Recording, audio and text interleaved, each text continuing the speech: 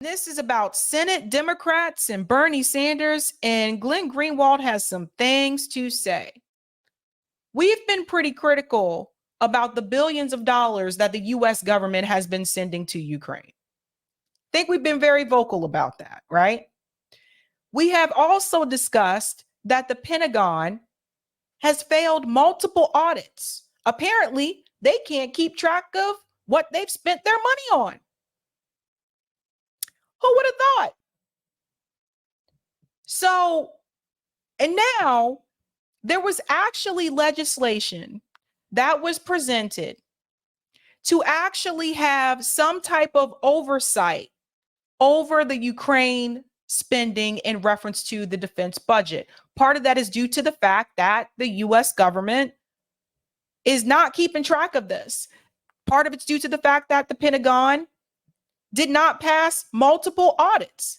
So to me, it's a no-brainer, right? Like, yes, let's put someone in charge of this to monitor these transactions.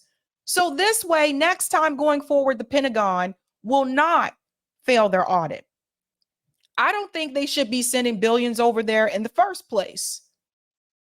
But that is actually the subject in the legislation at hand. And that was voted on. And you will not be surprised to hear that the majority of Senate Democrats voted against that. And that includes Mr. Bernie Sanders, boo. Let's get into it. Listen to this. Senate Democrats block oversight office to monitor U.S. aid for Ukraine. Let's get into this, and then we're going to show you Glenn Greenwald's response in reference to this situation, because I think more people need to call this out. And I hate to say it, but I told you so. So here we go. Senate Democrats banded together Wednesday night to oppose the creation of a new office to audit U.S. military assistance for Ukraine as part of a provision in the annual defense spending bill. 45 Democrats, including every member of the Senate Armed Services Committee, voted down an amendment to establish an office of the lead inspector general for Ukraine assistance as part of the fiscal 2024 National Defense Authorization Act. And here are the names. Senator Angus King, who's an independent from Maine, Senator Bernie Sanders, who's an independent from Vermont, and Senator Rand Paul, who's a Republican from Kentucky, also joined the Democrats in rejecting the new oversight office. Now let's talk about something here for a second. Angus King, he's an independent, but he usually ends up voting along with Democrats. Same as Bernie Sanders. Angus King doesn't claim to be progressive. Rand Paul, who's a Republican, does not claim to be progressive. But Bernie Sanders, of all people, does claim to be progressive. And he also claims to care so much about money and spending and where the money is going, right? Wasn't this a big part of Bernie's campaign? Wasn't this a big part of that? Where's the money going? Where's the money coming from? Right? You would think that Bernie Sanders would actually be in support of having some type of oversight of the money that's being spent in reference to Ukraine. He voted against it. Let's continue. The Democratic opposition, which included several senators in vulnerable seats, such as Jackie Rosen of Nevada, Joe Manchin of West Virginia, Sherrod Brown of Ohio, and Bob Casey of Pennsylvania, kept the amendment from clearing the required 60-vote threshold to be part of the bill. So this is not even added to the bill now. Not even added to the bill. So You guys see the problem? A kid says Bernie Sanders is becoming the opposite of everything he claimed to support. Exactly. 100%. The Democratic opposition, if passed, it would have allotted 10 million from the NDAA's 886 billion budget toward the creation of a 30-person inspector general's office. Let's go on. There's Joe Manchin, of course. Senator Roger Wicker, who's a Republican from Mississippi, Senator Jim Risch, Republican from Idaho, drafted the provision. So the legislation was actually created by 2 Republican senators.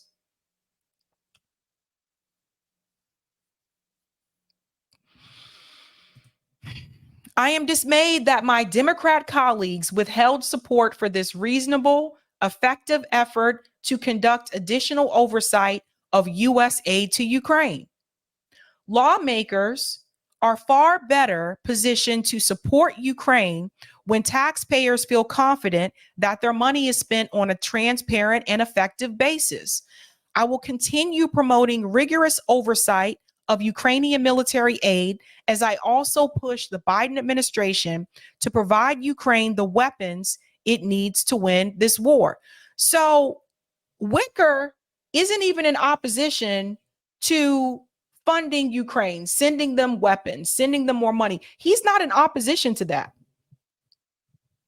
He's just in opposition to the Pentagon obviously failing these audits and for the US government not to be able to account for what the money is being spent on. So he's just basically saying that someone needs to oversee the spending and the funds. Again, why would Bernie Sanders be against that?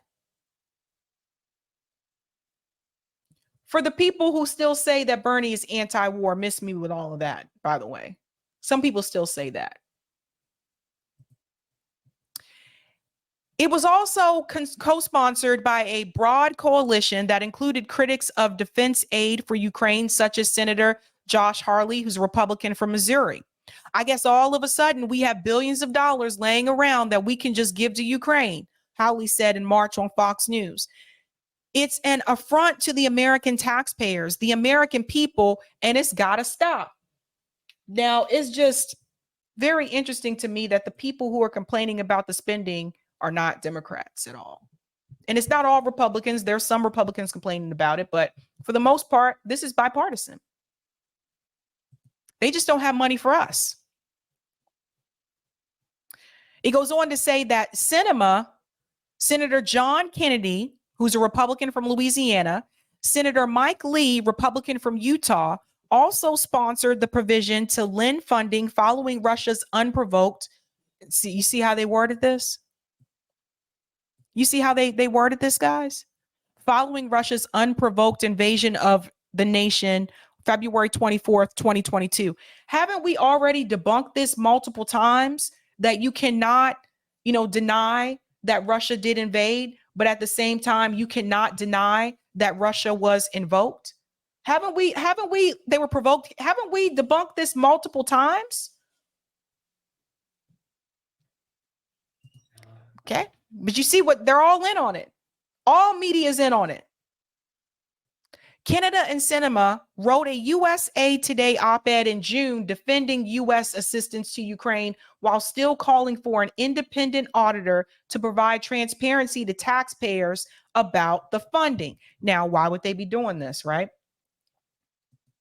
Because probably their constituents are the ones complaining. This is usually how it goes, right?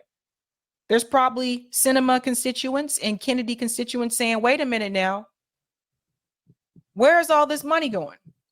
Is that my taxpayer money going over there? Ukraine is not without flaws. We've heard several unsettling reports of bad actors exploiting our generosity, the senators wrote. Some of our costly weapons have ended up in black markets, and corrupt officials have tried to line their own pockets. And I also want to add here, too, some of those weapons ended up in countries in Africa. You don't really hear them talking about that. Don't really hear them talking about that. Let's continue. President Vladimir Zelensky is working to hold bad actors accountable. He has fired several top officials ensnared in a corruption scandal. We trust that our friends in Ukraine take corruption seriously. We must verify too.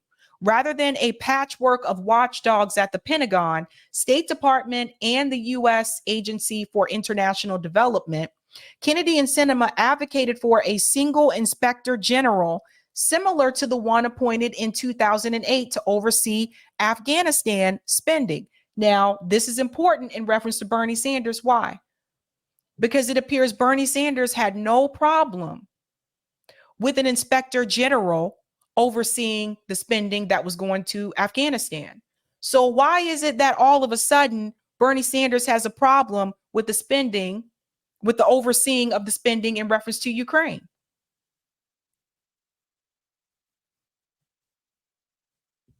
We're going to go into that too. I'm going to show you receipts about that. Paul, in a separate amendment, had suggested that the Special Inspector General for Afghanistan reconstruction be given oversight of Ukraine instead. And let's continue. Under Wicker's amendment, President Biden would have been given authority to appoint the Inspector General for Ukraine assistance. On Tuesday, the president approved an additional $400 million in Ukraine aid. See, this is the kind of stuff that's just going right over people's eyes. This is going right over people's head. Like all this other stuff that's in the news that tends to take the spotlight. A lot of people talking about Twitter's no longer Twitter and it's now X. All of that type of news, which really isn't as important. And at the same time, these things are happening. More money just going out the door to Ukraine. The U.S. has spent as much as $113 billion on funding to the war-torn nation in 2022, according to the Committee for a Responsible Federal Budget. $113 billion gone out the door. That money could have gone to us. That money could have gone to our infrastructure. And miss me with the infrastructure bill, because according to the American Society of Civil Engineers, that amount that they approve for our infrastructure, that's not even enough to maintain it, let alone improve it. We went through those numbers as well. That money could have gone to house people in this country. That money could have gone towards education. That money could have gone towards healthcare in this country. So this idea that we don't have the money, we've always had the money. They just don't want to give the money to us. Let's continue.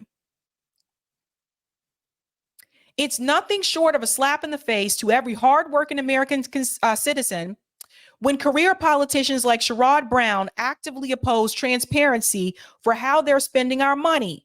It's not unreasonable to demand, let alone expect, our elected officials to treat our tax dollars with the respect it is due.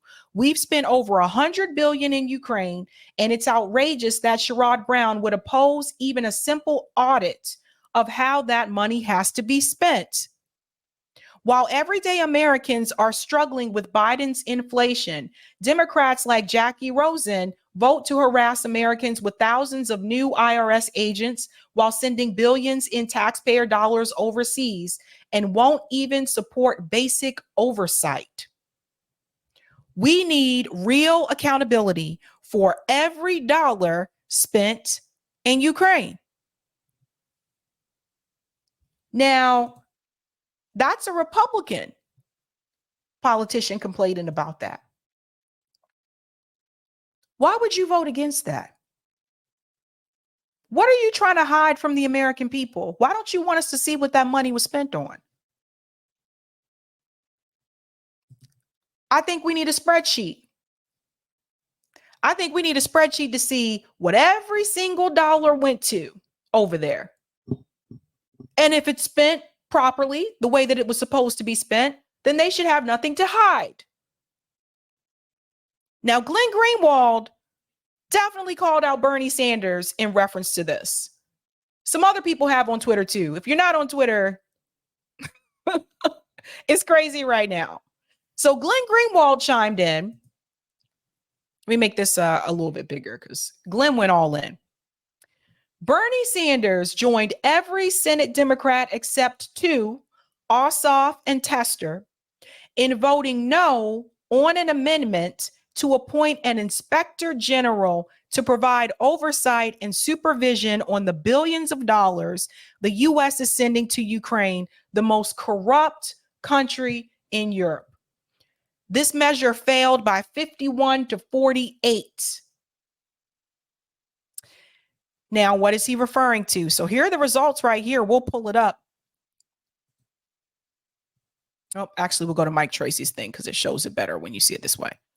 So Michael Tracy tweeted this. Here's the vote summary. 200 people voted. You need 3/5 for a majority. Obviously, it was rejected. We talked about that. Statement of purpose to establish the office of the lead inspector general for Ukraine assistance. 51 yay, 48 nay, and 1 not voting. If we scroll down, so you can see, here's the list. Name names. Go over here to S. Sanders, third column, nay. Bernie Sanders.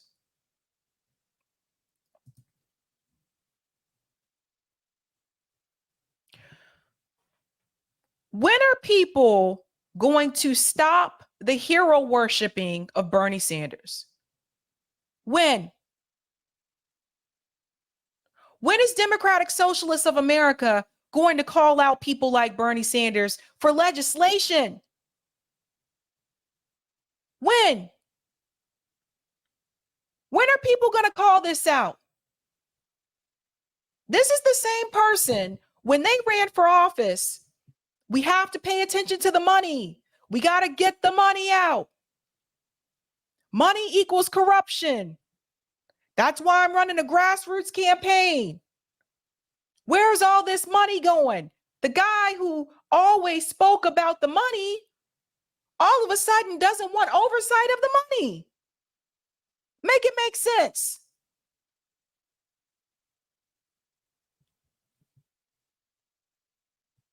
There's so much hero worshiping when it comes to Bernie Sanders. You can see the list of names here alphabetically.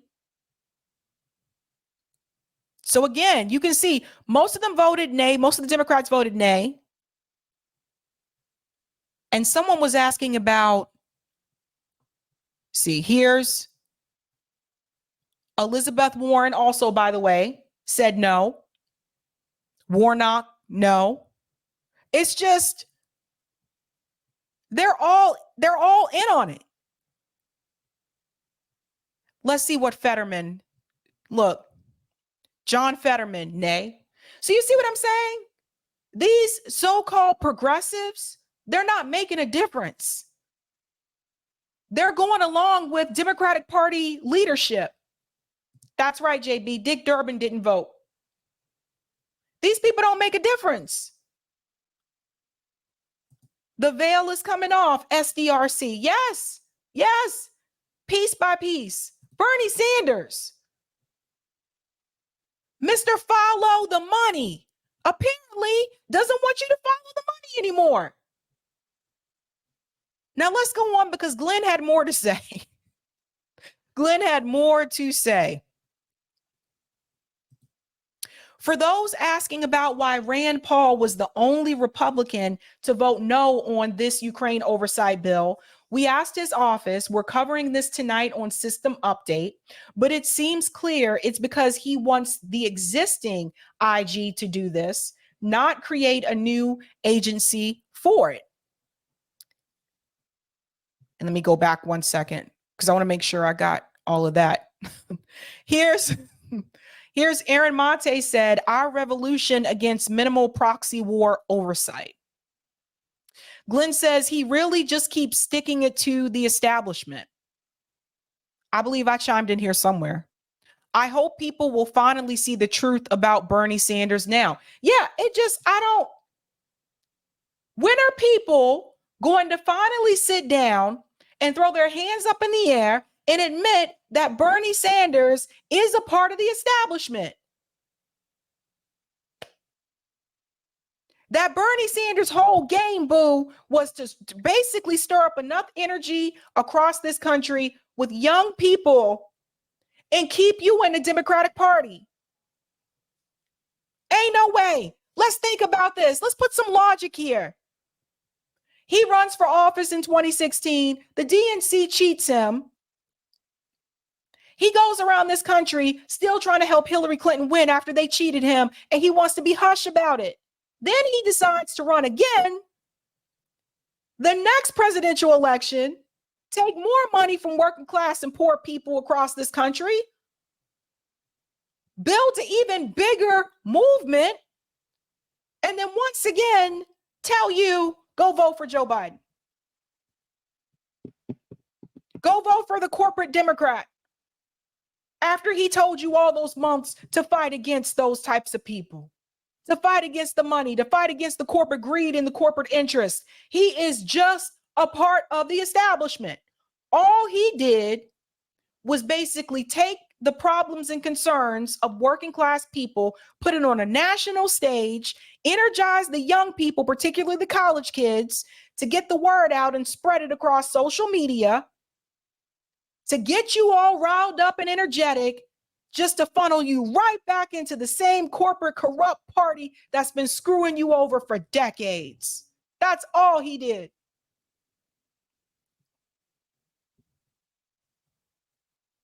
Now, Glenn is right. He's not the only one. If you look on Twitter now, a lot of people are calling this out. I hope this is the year that people realize that these people are just frauds. I hope this is really the year. And not just Bernie. DSA, the squad, all of that. All of it. Because I got a story about DSA that I just saw recently. How they're actually trying to prevent any type of third-party movement or any type of socialist rhetoric. Any type of anti-war message. I told you they were frauds. This has all just been a game. Now, Lee Fang had some things to say about Bernie Sanders too with this vote. What's incredible here is that Bernie Sanders once championed the exact same style audit of the Afghan war money as an example of what to do for all of the DOD. Elizabeth Warren championed the same style IG for bank bailouts.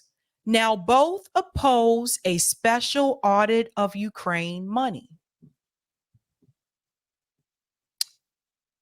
Lee's calling it out. I told you when it came to the same issue with the money that was being spent in reference to Afghanistan, Bernie Sanders was not opposed to this. In fact, according to Lee Fang, they were championing. He was an advocate for it. But when it comes to Ukraine, all of a sudden, no, I'm against that. No, we don't need to. We don't need to show the American people where the money's going. After you spend 2 election cycles in a row showing people where the money's going. Make it make sense, people. Who's Bernie Sanders really out here fighting for? Now, Lee goes on to pull up receipts. Let's scroll down. The Saiger audit found billions of Afghan reconstruction money wasted on unused gas stations, unattended schools, phony social programs. The Saiger was created by Dems in 2007. Now, the GOP proposes a virtually identical audit of Ukraine contractors, and there's only 2 Democrats in favor. Does this not sound strange to you guys? This is suspect.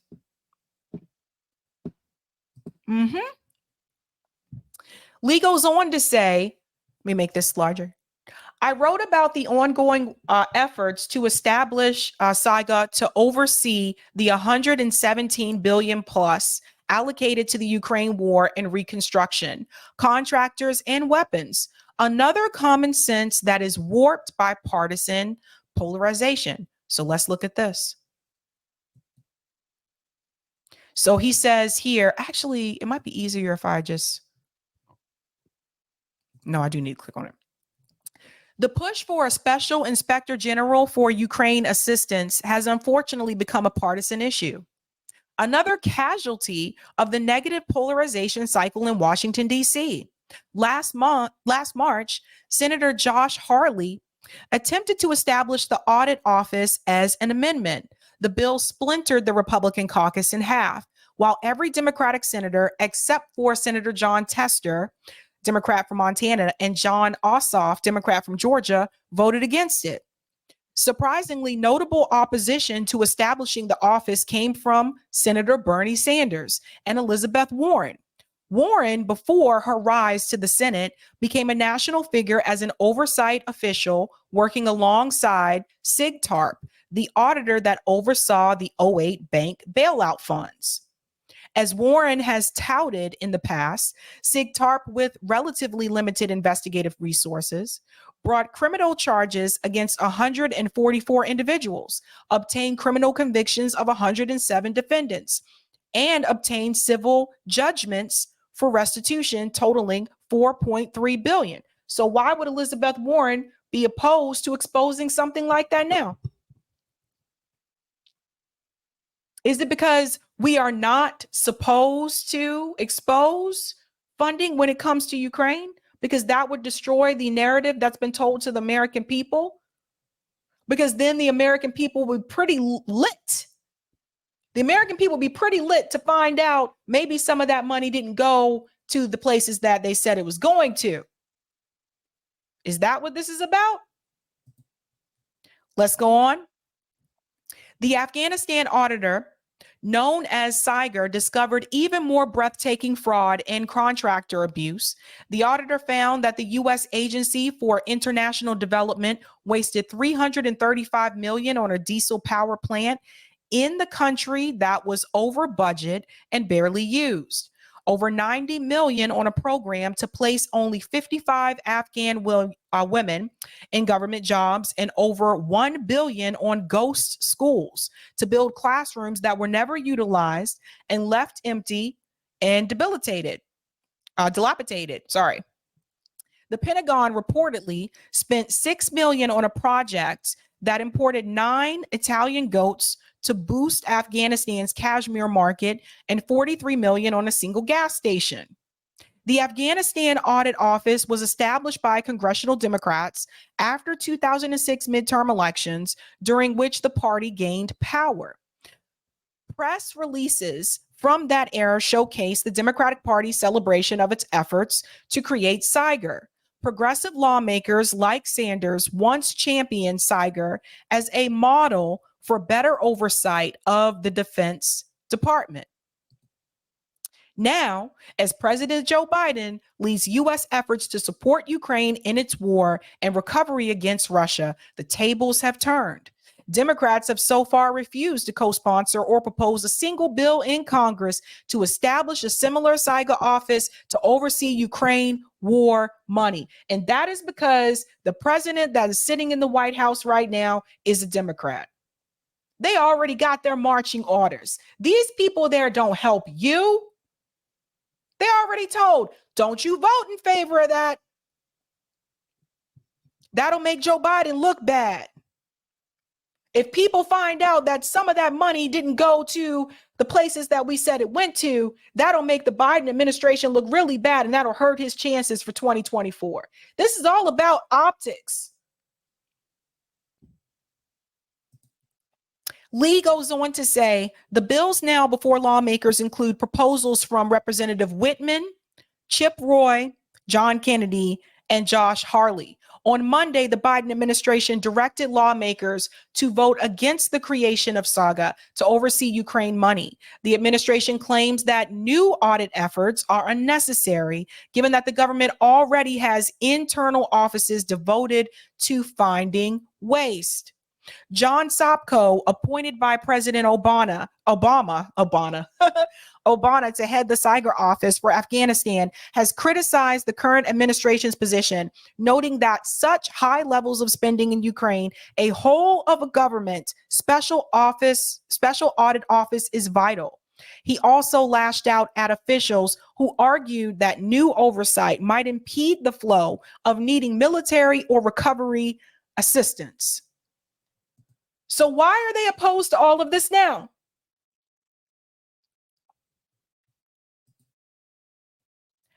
I sincerely hope come 2024 that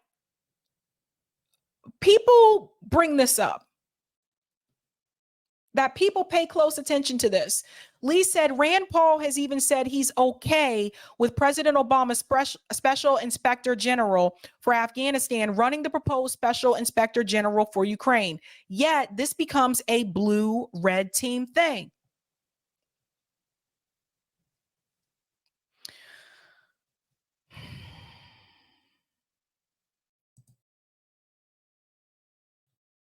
I sincerely hope I am not high, citrus. I don't smoke. But I have had a little bit too much caffeine. Sorry. But no, I don't smoke. But all I can say is I just wish people can stop defending Bernie Sanders now. And that's my take on that. Thank you for the super chat, Landrew. Thank you, Sabby, for being a kind, loving, and caring educator of us all. Thank you. Thank you for the super chat, Colin. Gray Zone did an indie audit on Ukraine funding. I will DM you the article. Okay, cool. Let me see if I can check that now. So Gray Zone will probably talk about this if they haven't yet. I mean, I just saw this story yesterday. Oh, I see it. Okay, thanks. Thanks, Colin. Let's see if they did a chart. That'll be cool. So here's the article that Colin was referring to. So Gray Zone said, all aboard the gravy train, an independent audit of U.S. funding for Ukraine. Okay, so let's see. I sincerely hope they have like a chart or a graph because I don't have. Let me just check for a chart or graph first. Ooh.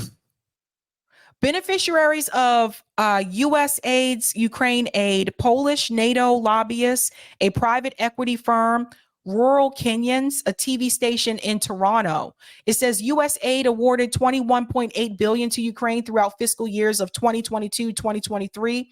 Roughly 41% of that $53.4 billion it spent during that period. Mysteriously, a portion of U.S. aid funding earmarked for Kyiv was sent to Kenya and Ethiopia via other agencies, with the award description stating projects in Africa were partially funded with response funds and Ukraine supplemental funds.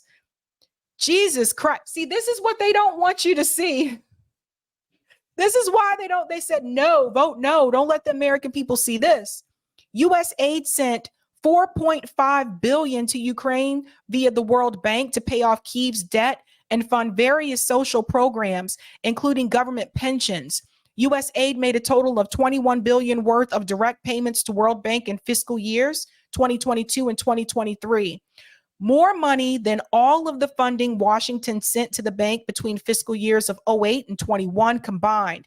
The $4.5 billion allocated for Ukraine funded programs directed by the bank's International Development Association and International Bank for Reconstruction and Development. Jesus, here we go. Transactions over time. This graph shows trends over time for all transactions to this recipient. Hover over the bars for more detailed information. I'm hovering. Oh, this might be a picture. Yeah, this is an image. But look at this, guys. Look at how much money, 2022, 2023, boom. U.S. aid supplied $1 billion grant to the World Bank's International Bank for Reconstruction and Development to subsidize projects Ukraine cannot fund at this time. You see this, guys? This is where the money's going. U.S. aid has supplied $20 million to miscellaneous foreign awardees since February 2020. Recipients include a Polish think tank called the Casimir Pulaski Foundation, a Toronto-based Ukrainian TV channel, a collection of Ukrainian anti-corruption organizations, and other groups listed in the screenshot below. These awards were issued on top of 26 million worth of funds US aid sent these groups between 2016 and February 2022. More escalation. Unfortunately, this is blurry. At least it is on my end. But that's just to give you guys an idea. It goes on and on. I'll actually put this article in the chat. Let me see. So you guys can read this on your own, actually. There we go. So you can read more of this. It's a long article. It goes on to say 500,000 for the Casimir Pulaski Foundation in 2023 to fund a program dedicated to advancing U.S. foreign policy objectives by supporting economic growth, agriculture and trade, global health. They don't even support our health and democracy, conflict prevention and humanitarian assistance in Ukraine. The funds were earmarked to strengthen the International Center for Ukrainian Victory Initiative. You guys will have to read that full article on your own. I don't have time to read the whole thing, but this is crazy. This is where, see where all the money's going? You see how the money's just going to, this is why they don't want to do an audit, or they don't want someone to oversee the funds. That's why. But shout out to the Gray Zone for covering that. That's why I said read that whole article when you get a chance to do so.